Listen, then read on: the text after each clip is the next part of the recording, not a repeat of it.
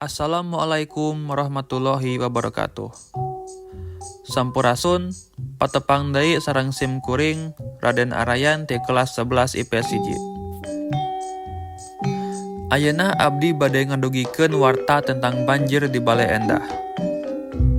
Sababaraha minggu katukang daerah Bale Endah Kabupaten Bandung kakenaan kurupi-rupi musibah. Salah sahijina mudahna cai wahangan Citarum.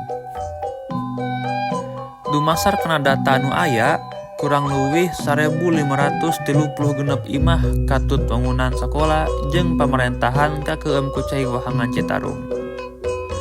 Panyebab mudahna cai wahangan teh sebab gedena cai hujan jeung lobana runtah anu ngahalangan kokocoran anu ngabulakarkeun cai jadi ngayembeng.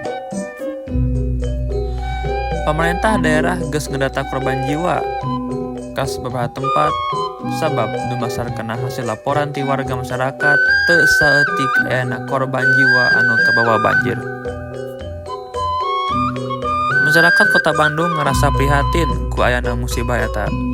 Masyarakat oge ngayakeun tarekah ngumpulkeun warga keur sumbangkeuneun ka warga anu keunaan musibah eta. Sakitu wae warta anu tiasa sim kuring dugikeun. Wassalamualaikum warahmatullahi wabarakatuh.